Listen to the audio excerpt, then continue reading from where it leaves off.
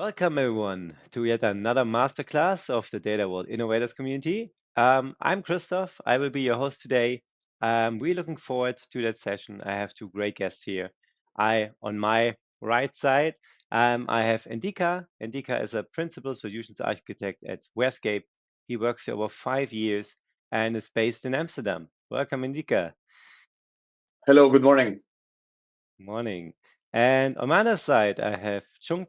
He also worked for Scalefree, like me. He's a senior consultant. He works there for over 7 years now. Also based in Hanover, just like me. And he worked on multiple data warehouse implementation projects with Wherescape, I think, over the last 5 years. It's really great to have you here, Chung. Thank you for having me. Hello, everyone. Alrighty. I would say let's just jump in. We have some questions here, so let's get into it. Endika, I have one question for you, a bit specific for your past. So I stalked you on LinkedIn, right? And I saw you worked for Informatica before you joined Wherescape. So what I asked myself is, what was your first impression when you switched from Informatica to Wherescape the first time seeing the tool? Yeah, so before Wherescape, I used to work at Informatica, and before as an engineer as well. Um, I thought it would be like other ETL products, but actually Wherescape is a little bit different on its approach, and it's a data warehouse tool. So it does, let's say, more things than you would actually expect. Not only the ETL, but also the ingestion and the different modeling styles on up to the reporting layer on the platforms that we support. All right. All right. Thank you. Similar question for Chung. Chung, if I don't know if you still remember the first time you worked with Wescape like 5 years ago. Like, what was your first impression? Yeah, definitely. So prior to my time with Wherescape, I had the opportunity to work in a data vault implementation project where we practically had to write every single line of code. Um, Yeah, we did have to do it ourselves and had to come up with like a yeah. system of templates that is ready for copy and pasting to speed up the Mm, development. But then entered Westgate. With that, most of the repetitive work is eliminated thanks to the code templates and the system of workflows. It helped a lot accelerating the development, and honestly, I felt great to have a tooling ecosystem and platform that does all of the job that is required in a data warehousing project and does it well from like designing to ETL code generation to job orchestrations. mhm. So I immediately fell in love with Westcape after the first sessions. I'd say, yeah. Yeah, thank you. Yeah, I remember back then it was for us was a big game changer when it hit. And yeah, we onboarded a lot of people. I think you I think were the first one. So yeah, Yeah. perfect that you're here today. All right, Indika, maybe let's jump back to you. Um, so how long have you and Wherescape been involved with Data Vault? And it's a while ago, I assume. So the follow-up question would be how it involved since the beginning. Yeah, so I've been in Wherescape for around 5 years now. Mm, Um, of course, Wherescape was already working with Data Vault. Wherescape has been around for, I think, a little bit more than 20 years, I think around 25. mm, And when Data Vault actually started to kind of get a little bit of traction, Wherescape was one of the first companies to actually work on it. Um, we had support, I think, for 1.0, and when 2.0 came out, we actually worked with Dan to make this mm, 2.0 compliant. And yeah, since then, I think it has only gained more and more.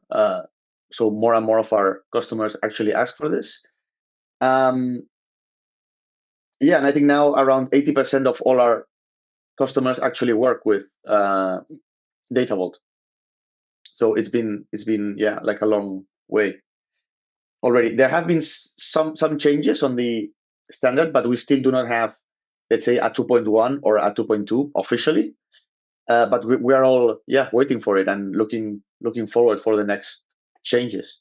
And of course, we will implement those changes with our templates and on our products. All right, thank you. Yes, it's been a while with Wherescape. I didn't know it was 25 years. I should have checked that before. That's a long time. But definitely the first one for Data Vault, right? And yeah, now we talk about Data Vault. I mean, we here in the Data Vault Innovators community, so obviously that's the subject people are most involved with. So Trung, maybe a more Data Vault specific question here in combination with the topic of today, Wherescape. Why use Wherescape with Data Vault, and where does it help in the Data Vault methodology and everything on the Data Vault, like where it helps the most? Right. I think Wherescape excels at leveraging the many patterns of Data Vault. So you don't really have to worry about how should a hub look like, or how should a link or satellite look like. Mm, You would just go into the graphical UI for the modeling from the modeling component, and you just start, telling Wherescape, okay, this is my business key, and these are my descriptive attributes, and out of that, the data vault model will be generated for you. So it significantly speeds up the implementation process by generating, the model, the code to populate that model, to manage the data vault structures and reduce, manual effort and human error, right? It also mm, allows easy replication of data vault structures across different environments like development, testing, production. So it ensures consistency and reliability across the board. And also something I think Wescape is really good as well is as data volumes grow, Wescape helps scale the data vault solutions implementation efficiently, so handling larger data sets and more complex architecture is doable without significant manual intervention. So I think that those are the best mm, strengths of mm. Wescape, definitely. I mean, it sounds like a lot, so thank you very much. What for me, I'm more on a manager's perspective. Just jump in on that one point because that's what I really like Mhm. about automation tools in general, that it's standardized the way you work, right? Especially nowadays with just a lot of big data management and a lot of processes, it becomes more and more important to have that. Like when you said you worked manually on building every script and then building templates and copy pasting it. That's definitely a tough one. Endika, I have one specific question for Wherescape. Because when you go Wherescape, you will find Wherescape Red, you will find Data Vault Express, and you will find Wherescape 3D. And some people can get a little bit of confused, like what's what do I actually need to build a data vault? Could you differentiate between those and tell us like what you would need to build a data vault project? Yeah, sure. So we have different products. Those are the products that you can actually see on the website. Okay. The first one is Wherescape Red. We call Red our builder tool. Okay. There is where you will actually generate all the code that you need. Think about things like DDLs, DMLs. Okay. More of the everyday day to day, let's say. So if you need to create a table to load, schedule, document, those are the things that you do with Wherescape Red. Okay. Then we have Wherescape 3D, which is our modeling tool. Okay. Wherescape 3D can actually connect to your sources, gather all the metadata, and then based on that metadata and based on rules, in this case, they are the data vault rules, but you can always make your own rules as well. You can generate models. Okay. Then those models are the input for Wherescape Red. Okay. So in that sense, 3D is the modeling and Red is the builder tool. Okay. Mm-hmm. When we talk about Data Vault Express, it's a combination, let's say, of both products working together. Okay. And that is the complete process of discovering and modeling your sources in 3D and then deploying them into Red. When you deploy them into Red is when you will actually generate the specific code for your platform, any of the platforms we actually support, and that code will be Data Vault 2.0 standardized and compatible, let's say. All right, thank you for clearing that one up. All right, so you would definitely need both. They both work together, one modeling, one implementation. All right, thank you very much. Now a question is more open, but maybe let's start with Trung and then go to Endika, of course, as well. So you both worked with Wherescape, obviously, in projects. So what would be the first thing you would do when you introduce Wherescape into a new project? Do you have a guide? Do you have like standard customizations you would do and you would recommend? Yeah, really curious about your answers there. So Chung, let's start with you. Yeah, certainly. We do have a guide. It's almost like a loose guideline of how we would like to start a Wherescape or a Data Vault implementation project with Wherescape. The first thing that we want to make sure is that infrastructure provisioning. Make sure that all the databases and schemata needed for the development, test, and production environments are properly configured, that Wherescape softwares and repositories are properly installed and have access to the set databases. And also, it's very important to verify that the job scheduler services are in place for Wherescape Red to smoothly set up, job orchestration once the implementation starts with Wherescape.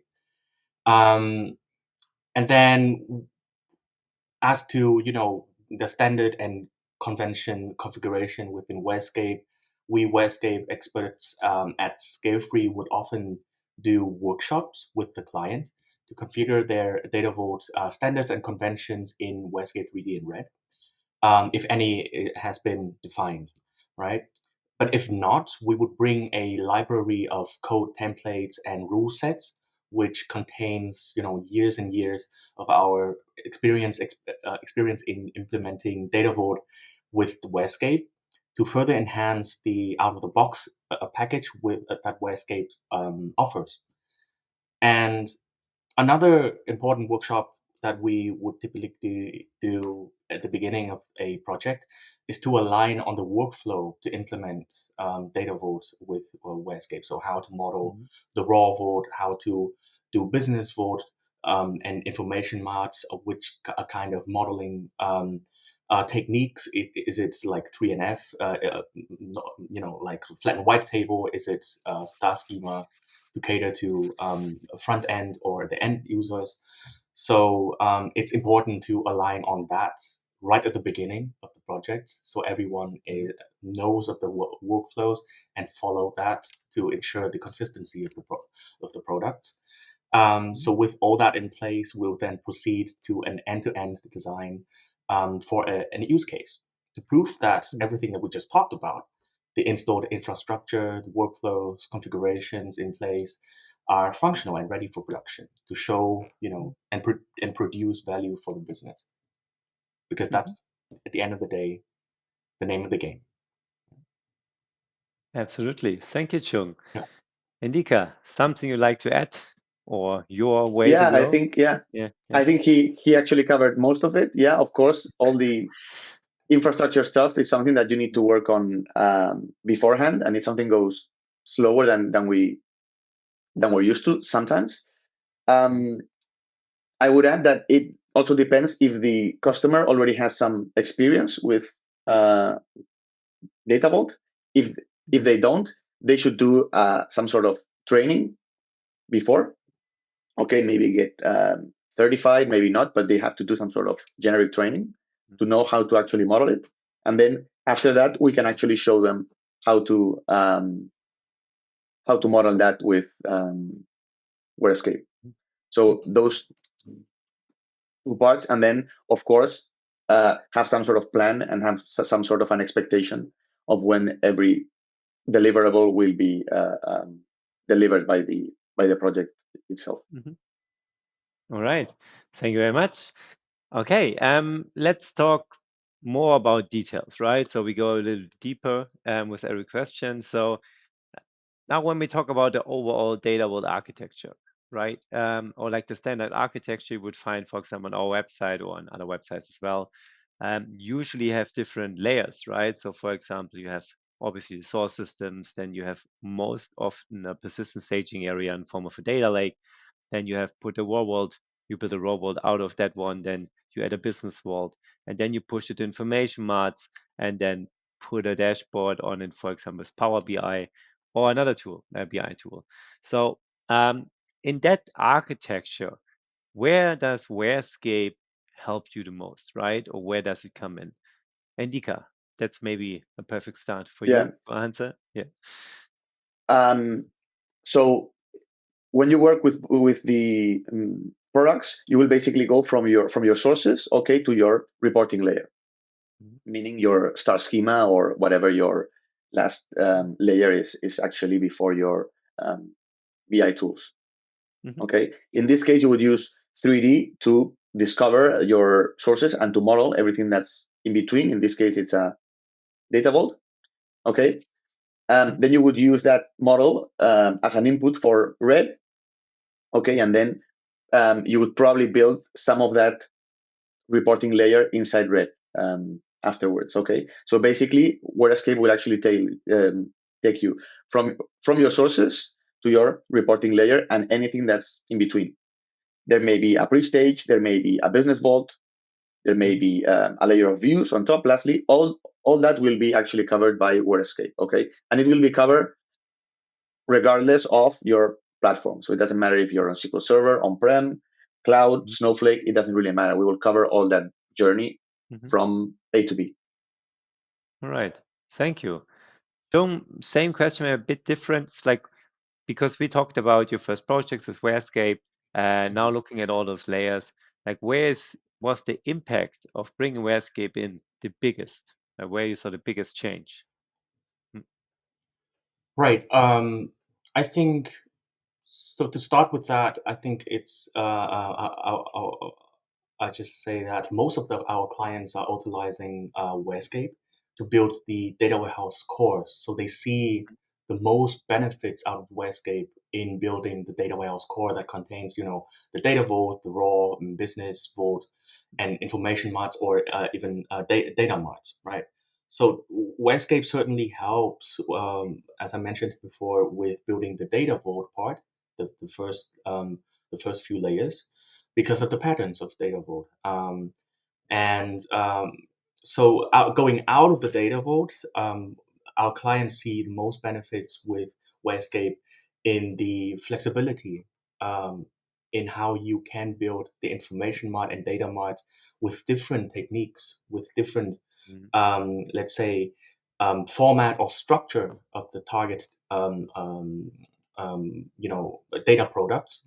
So it can be done in traditional star schema. It could be done in flat and white table, however you want to deploy them to which platform. Wherescape covers the platforms quite well. So yeah, that's definitely some of the strengths of Wherescape when doing data vault and going out of the data vault then. All right. Thank you very much. Okay, let's maybe jump to our probably last question for today. So Data Vault is here since the 90s, essentially, right? Obviously, it started later to come into the market. However, it's been here for a long time. And a lot of changed since then, right? So it's nearly 30 years ago. So the question would be like, would you say Data Vault is still relevant on modern big data platforms, or do you maybe think there is a change to come in that regard? Endika, let's start with you. Yeah, so I think that the advantages that we had with Data Vault before, things like the ease of integration, having no downtime, adding new sources, handling all those changing fast without having, let's say, to stop your reporting tools. I think those ideas are still valid. Some things have changed. But if you look, let's say, at Data Lake or at Databricks or now Microsoft Fabric, they still make use of the advantages of Data Vault, and some of them are even more evident. Things like insert only, for example. So I think they are still valid. And I think you also need to have more standardized code and more repeatable code. And the reason is that some things have become easier. Maybe ingestion, for example, have become easier. Maybe the platform is actually faster, but the overall complexity has increased. So it's important to have a clear modeling way, and to have some sort of tool that will help you always have the same code and have something that is repeatable every time. Right. Thank you very much. Trung, same question. Yes, I think data vault will stay relevant for a very, very long time in the modern day and age of big data. So I actually just looked it up.